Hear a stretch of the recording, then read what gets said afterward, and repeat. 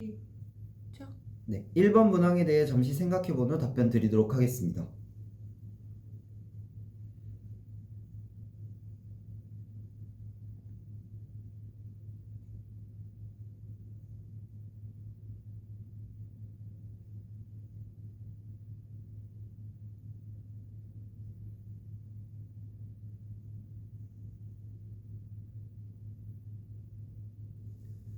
네, 1번 문항에 대해 답변 드리도록 하겠습니다. 교사에게 일어난 성장은 세 가지와 같습니다.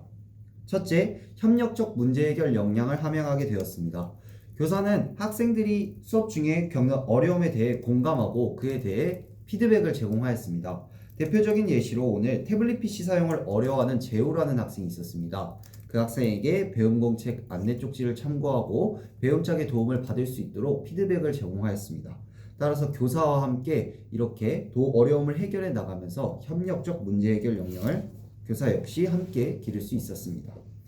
둘째, 교사 역시 의사소통 역량을 함께 기를 수 있었습니다. 오늘 학생들과 함께 발표해보며 학생들이 체육관 전문가로서 해야 할 일에 대해서 자유롭게 교사와 의견을 나누었습니다. 이러면서 교사는 확산적 발문을 통해서 학생들의 사고를 키워나갔고 교사 역시 몰랐던 부분에 대해 알게 되면서 의사소통 능력을 함양할 수 있었습니다. 마지막으로 교사 역시 창의적 사고 역량을 함양할 수 있었습니다. 교사는 학생들에게 다양하게 체육관 전문가로서 할 수 있는 일을 찾아보고 이야기해보자 라고 얘기하였습니다. 교사로서 생각하지 못했던 부분을 학생들이 생각해내면서 교사는 이를 참신하게 여기고 학생들로부터 영감을 많이 받았습니다. 따라서 교사 역시 이러한 창의적 사고 역량이 키워갈 수 있는 기회였고 학생들을 통해 또 다른 배움을 얻을 수 있었던 기회인 것 같습니다. 이를 통해 교사는 의사소통 역량, 협력적 문제 해결 역량, 창의적 사고 역량을 학생들로부터 함께 소통하고 협력하며 배울 수 있었던 기회였습니다. 이상입니다. 2번 문항에 대해 잠시 생각해본 후 답변 드리도록 하겠습니다.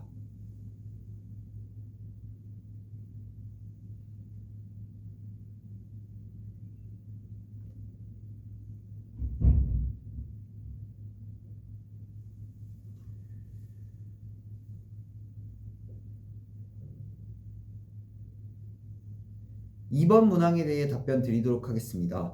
학생들에게 미디어 리터러시를 신장시키는 방향은 미래 사회에서 굉장히 중요한 방향입니다.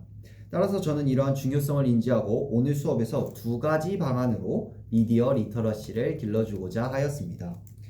첫째, 학생들과 다양한 사례를 조사하며 정보를 분석하도록 하였습니다.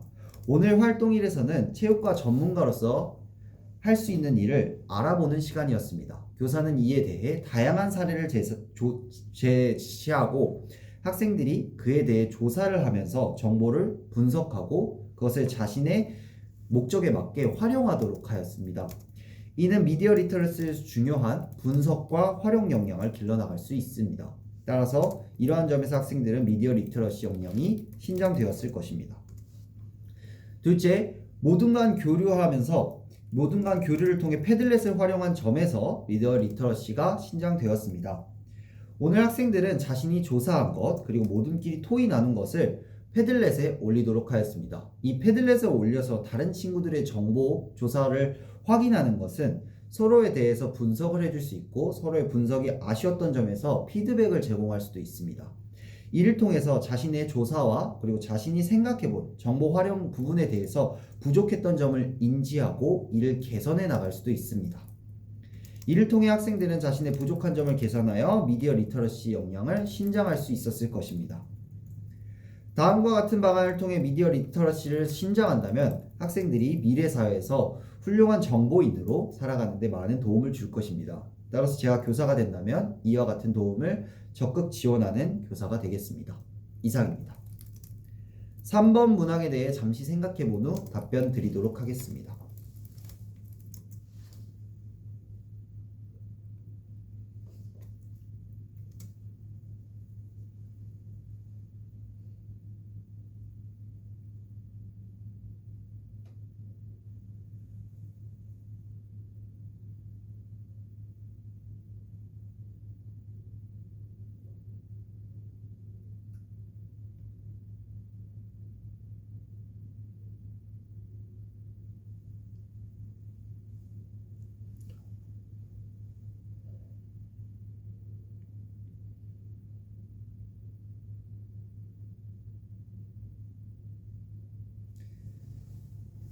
3번 문항에 대해 답변 드리도록 하겠습니다.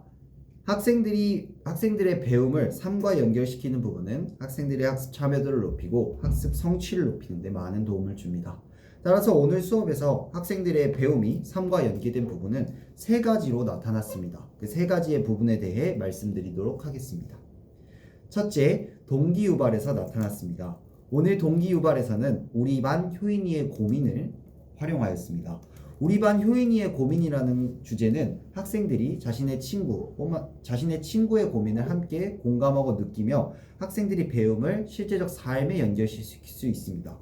또한 효인이의 고민과 비슷한 경험은 없었는지를 교사가 학생들에게 물으면서 학생들이 이 고민이 자신도 겪은 고민이고 그에 대해 오늘 배울 내용이 학생들의 삶과 매우 연관되어 있다는 것을 느낄 수 있었을 것입니다. 둘째, 활동일에서 배움과 삶이 연계되었습니다. 오늘 학생들은 체육관 전문가로서 체육관을 설계할 때 할 수 있는 일에 대해서 활동일에서 알아보았습니다. 이때 학습 내용만을 정리하는 것이 아니라 자신도 무언가의 전문가였던 경험을 함께 정리하도록 하였습니다. 이와 같은 경험은 학생들이 배움과 삶을 연결시키고 전문가가 하는 일을 조금 더 이해할 수 있게 쉽게 도와주는 역할을 합니다. 따라서 활동일에서 학생들이 전문가로서 했던 고민과 경험을 함께 정리하여 배움과 삶이 연결될 수 있었습니다.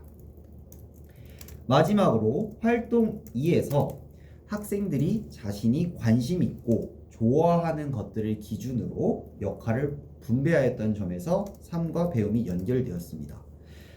학생들은 체육을 좋아하고 그 체육을 좋아하는 것 중에서도 운동, 공연 등 다양한 부분으로 체육이 나눠지기도 합니다. 따라서 교사는 학생들에게 모든별 역할을 정할 때 어떤 기준으로 그 역할을 분배하는지를 물어봤습니다. 그때 학생들은 자신이 좋아하는 것, 운동을 좋아하는 친구들은 운동, 공연을 좋아하는 친구들은 공연 등 자신이 좋아하고 잘할 수 있는 것들 기준으로 역할을 분배하였습니다. 이는 학생들이 실제로 학교 생활을 하면서 자신이 좋아하는 체육 부분에 대해서 배움이 연결되는 것이고 이를 통해 학생들이 더 적극적이고 창의적으로 참여를 할 수 있었던 것입니다. 제가 교사가 된다면 이러한 배움과 삶을 연결시키는 깊이 있는 학습을 위해 적극 노력할 것입니다. 따라서 교사가 된다면 선배 교사님들과 함께 전문학습 공동체에서 협력하여 학생들에게 깊이 있는 학습을 일으킬 수 있는 교사가 되도록 하겠습니다. 이상입니다.